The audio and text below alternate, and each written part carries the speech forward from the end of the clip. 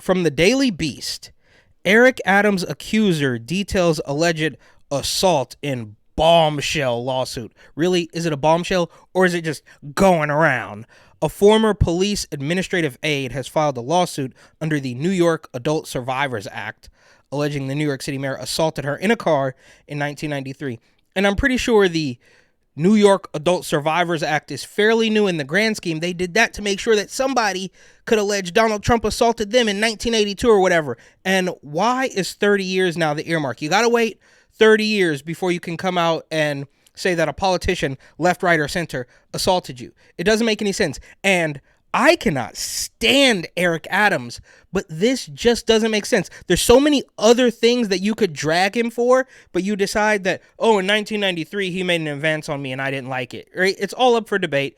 It may have happened. It may not have happened, but I'd be willing to bet if what she's claiming happened did at the time, she wasn't angry about it. It wasn't until 30 years later she realized that was a bridge too far. It doesn't make any sense. A New York City woman claims that Mayor Eric Adams assaulted her 3 decades ago, pleasuring himself in front of her when she turned down his demands for oral, according to a $5 million lawsuit filed Monday. The claims add another layer of tumult to Adams' already tumultuous tenure, which has the first-term mayor facing an FBI investigation. Yeah, but they're completely corrupt. You guys are on the same team, so whatever. Into allegations he helped the Turkish government sidestep the city's fire code to erect a 35-story diplomatic facility. Federal agents in November raided the Bronx home of Adams' top fundraiser. That's weird because I'm pretty sure it was in Brooklyn, but whatever. They seized Adams' phones and iPad as part of the probe. Adams reached the rank of captain in the NYPD, was elected to the New York State Senate after he retired in 2006 and was elected mayor in 2021. I wasn't there for any of that. I got out of there before de Blasio comrade Wilhelm even left. But it goes on. I am proud to file this complaint on behalf of my client, a woman whose strength astonishes me. These people, it's just ridiculous. Megan Goddard, a lawyer for accuser Lorna Beach Mathura, told the Daily Beast in an emailed statement shortly after she filed the suit in New York State Supreme Court. So she filed the suit and then immediately went to the Daily Beast to say, this woman's amazing. She has a claim from 1993. This is so brave and beautiful. What? She knew that filing this lawsuit would cause her significant personal challenges, but she did so nevertheless, because she believes sexual abusers must be held to account, no matter who they are. Her fearlessness and quest for justice are as inspiring as they are important. What are you talking about? Yeah, abusers must be held to account. We have a law. You could just do that, right? Like you could report it the next day or the next week, but you wait 30 years and claim that they need to be held accountable. What is really going on behind the scenes? There's no way this is an honest lawsuit. This is clearly political, but what's actually behind it? In a statement on Monday afternoon, New York Corporation Counsel Sylvia O. Hines Raddick said, while we review the complaint, the mayor fully denies these outrageous allegations and the events described here. We expect full vindication in court. Additionally, in 1993, Eric Adams was one of the most prominent public opponents of the racism within the NYPD, which is why the suit's allegations that he had any sway over promotions or civilian employees is ludicrous. So now they have rolled racism into this complaint. Adams has. So this lady says 30 years ago he whacked off in a car in front of me, and then they say, well, that couldn't be because he was standing against racism back then. It just, this is crazy. Is this real life? How is this even happening? Like, how did we get so far out of the realm of reality to the point where you can file suit against an awful mayor? I can't stress that enough. I cannot stand Eric Adams. But you have plenty of other reasons to take this man to task. Not because something happened in a car 30 years ago, and then his response, or the response from his counsel, is that, Oh no, well, he was standing up to racism back then? What? At the time the initial summons was filed and the basic allegations were revealed, Adams, a Democrat, insisted he was innocent. So I'm sure they're going to give him the benefit of the doubt. There's a little bit of nuance, but as soon as it happens to Trump, they could just lob any allegation at him, and now he owes $860 million billion trillion dollars. It's all insane. It absolutely did not happen, he said in November. I don't recall ever meeting this person and would never harm anyone in that magnitude. It did not happen. It did not happen. And that is not who I am. That is not who I've been in my professional life. And it's just something that never took place. Yeah, so he denies it, as he should. And again, maybe it did happen, maybe it didn't happen, but I can almost guarantee that if what she's saying actually took place, she wasn't mad about it then. She probably giggled it off and ran away. If anything, any modicum of the situation she described actually happened. In her complaint, Beach Mathura, a former police administrative aide, says she approached Adams. And this is another thing, is that they just know, right? So they know. It's kind of like the race card, and I don't know whether this woman's white or black, but you see these videos of people who are quite clearly in the wrong. Black people, mostly. They're clearly in the wrong, recording because they know, and this is subsiding now, but they're still hanging on to this power grab. They know that they can't be wrong, right? And that's the same thing with this woman here. It's like, well, yeah, of course I could just say something happened 30 years ago. What are you going to do? Disprove me? It doesn't make any sense. But a former police administrative aide says she approached Adams, then a transit police officer, at their station house in 1993 and asked for his help with a workplace issue.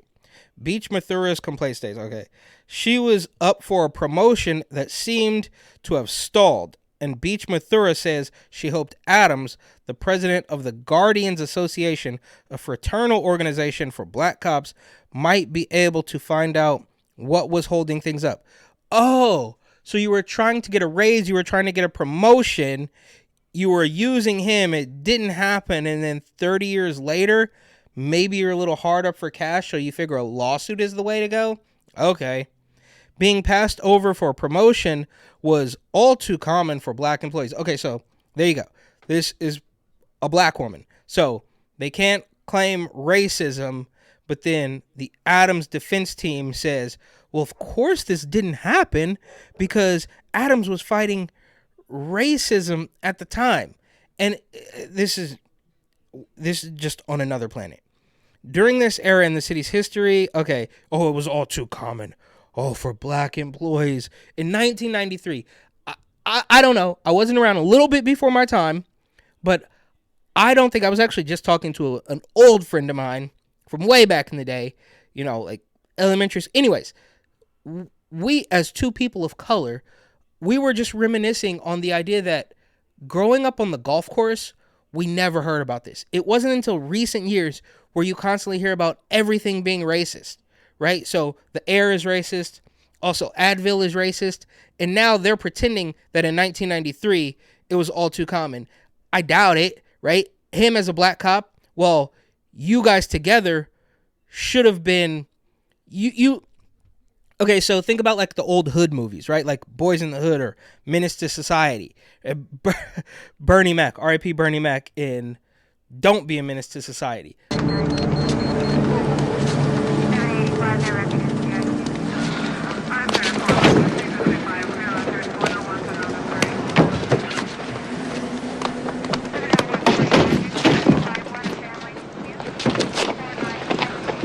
We didn't even do nothing. Well, you think you tough. You look so tough now, little nigga. Hate you black bastards. You stink. I hate your black skin. I hate your black pants. I hate black pepper. I hate black keys on the piano. I hate my gums because they black. I hate Whoopi Goldberg's lips. hate the back of Forrest Whitaker's neck. Ah! And most of all, I hate that black-ass Wesley Snipes. Move it! This is all completely crazy. Anyways, Adams, because he held himself out as a champion for African Americans, and there's another thing, African Americans. Cameron said it best, like, what are you talking about, bro? I never even been to Africa, right? Do you say African Canadian? Do you say African British? I don't think so. I digress. Instead, it contends Adam took advantage of her vulnerability, revealing himself to be the guardian he purported to be. Okay, wait. Revealing himself not to be the guardian he purported to be, but a predator. Yeah, again, sure, Adams is a predator. He's quite literally destroyed the entirety of New York City right now, but what? Like, who put you up to this? Right? Like, who put you up to this wacky lawsuit from 30 years ago? Adams said he'd be glad to assist, according to the complaint. It says he asked what time Beach Mathura's shift ended, and when she said 7 p.m., he offered to drive her home so they could talk on the way. She was happy to not only be getting a hand from Adams, but a ride back to her place as well. The suit goes on. However, things turned ugly along the way, it alleges. As they left Transit Bureau District 2 in Lower Manhattan, she realized that Adams was driving north in the opposite direction from her Coney Island home. Oh no. Instead, he drove towards the Hudson River, the complaint states. She asked Adams where he was going, and he replied that he wanted to have time to talk with her. Shortly after, defendant Adams pulled into a remote, vacant lot and drove in, away from the street. Beach Mathura was frightened, but tried to assure herself that Adams was a police officer and high-ranking member of the Guardians who was there to help her, but her anxiety remained. And yeah, Eric Adams is a scumbag, but you're a scumbag too for bringing up an alleged assault from 30 years ago. But this is also proof that, I mean, these people, they're constantly above the law. They're not. So I guess in a weird way, this is a good try to take this guy down a peg, but it's all complete nonsense. This is a real race to the bottom, right? This is corruption versus corruption. Like we remember Bill de Blasio and the teachers union. We remember Cuomo and Melissa DeRosa. It's just awful people fighting each other. There is no adult in the room. As he was parking the car, plaintiff grew even more alarmed and asked Adams why he was parking the car. Adams responded that he wanted to concentrate on what the plaintiff had to say, that he did not want to be distracted by driving. Adams, the complaint continues, told Beach Mathura that he thought he could help. However, it says he said also needed some... However, it says he said he also needed some help and began rubbing his genitals through his clothes with his hand. He told her that he needed a BJ from her, according to the complaint, while repeatedly cajoling, demanding, and begging the plaintiff for oral. Defendant Adams unzipped his pants and pulled out his erect member. This reminds me of a Seinfeld episode when Elaine is in the car with the dude and he took it out. He took it out.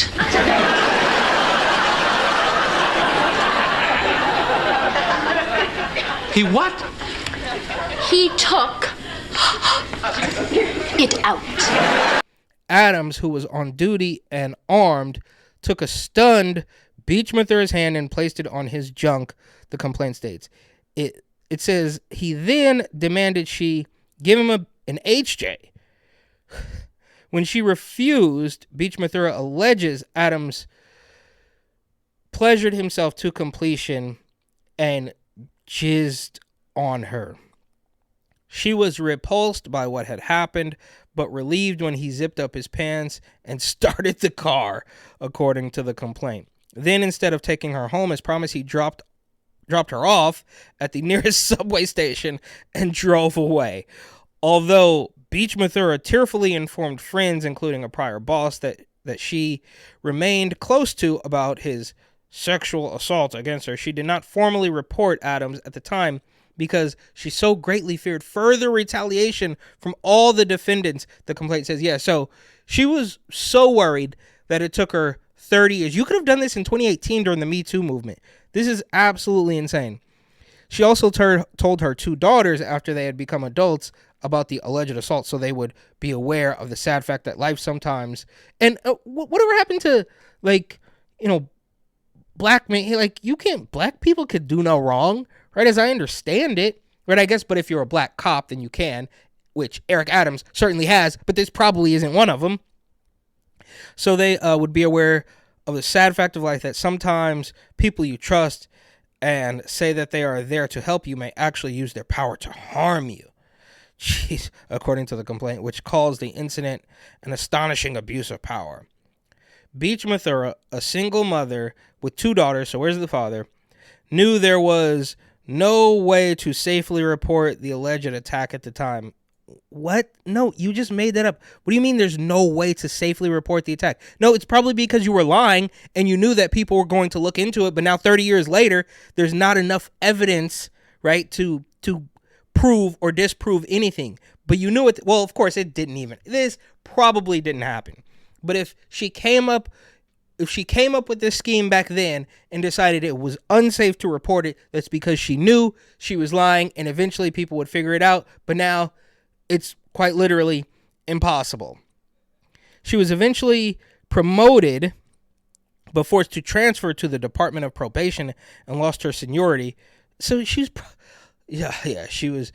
was transferred and lost her seniority, so she's probably bad at the job too, which Beach Mathura's suit says was actually a demotion of sorts, as she no longer supervised any other employees. In fact, the lawsuit claims her failure to acquiesce to Adams's quid pro quo demands seemed to have led to the transfer. And there you have it. So since I didn't give him an HJ in the car, I got demoted or transferred or whatever. This is crazy. But, I mean, this is par for the course. This is where we're at now, right? So Tish James and Fat Alvin Bragg and Big Fat Furious Fanny Pack Willis, they could just say whatever they want. And, again, for the millionth time, I cannot stand Eric Adams, but this is what the insanity leads. If you can go after Trump for absolutely nothing, of course you can go after Eric Adams. Now, of course, they're not going to make him pay $600 million, billion, trillion because he's still a Democrat, but they're going to try to take him down a peg for some political reason. I can almost be sure. The effects of that assault, betrayal, and astonishing abuse of power continue to haunt her to this day. When Adams later ran for mayor, his remarks, yeah, she could have done it then. I mean, she had plenty of time. In fact, she had 31 years. When Adams later ran for mayor, his remarks and speeches on the campaign trail struck Beach Mathura as hypocritical and sanctimonious. Yeah, well, obviously all politicians, Democrats especially, are totally hypocritical, but your complaint this is just wacky, bro. So when the Adult Survivors Act came about, she felt obligated to bring Adams' behavior to light. And there you go. That's what they did that so people could judge up old charges and create more chaos and more ambulance chasing lawyers. It says Beach Mathura was appalled that her assaulter had become so powerful and that he might become even more so. She was especially sickened by his campaign platform in which he portrayed himself as law and order. Lie detector test determined that was a lie candidate and bragged about his career as a police officer. The complaint was filed in New York State Supreme Court 4 months after Goddard filed a summons on her behalf under the ASA, a special carve-out under state law that provided sexual assault victims a 1-year look-back window. So we're going to give you a full year to decide if you enjoyed that night out or not, during which they could bring claims that would have otherwise expired under the statute of limitations. She announced her intention to sue about a week before the window closed. She is claiming gender discrimination, quid pro quo, sexual harassment, and retaliation, and is demanding a jury trial. And look, this isn't the correct way to go about it, but it won't. Obviously, Eric Adams isn't going anywhere, and I don't agree with this methodology, but whatever it takes to get rid of these stupid Democrats. Same thing with Bo Biden and the weirdo hard leftists who are complaining about Gaza and the climate catastrophe sun monster. That's totally not the reason he's no good, but whatever it takes, I guess, fine. The ASA has been used to hold several well-known names to accounts, including former President Donald Trump. And there you go, right? Full circle. They created that so somebody would come out of the woodwork and accuse Trump of doing something in 1989. Disgraced Hollywood mogul Harvey Weinstein, ex-New York Governor Cuomo. Following the filing in November of Beach Mathura summons, Trump lashed out on social media against the ASA. And here you have it. The entire thing just comes back to bashing Trump. This is crazy. I hope that Eric Adams, Andrew Cuomo, and all of the others that got sued based on this ridiculous law where someone can be sued decades later and with no proof will fight it on being totally unfair and unconstitutional. Yeah, and look, they try to bash Trump at the end, and I would I would probably agree with him, right? Like, I can't stand Eric Adams. He's absolutely awful. This isn't the way to do it, and he probably will never step down. Nothing's going to happen to him. But I guess I kind of have to applaud trying to get rid of this man by any means necessary.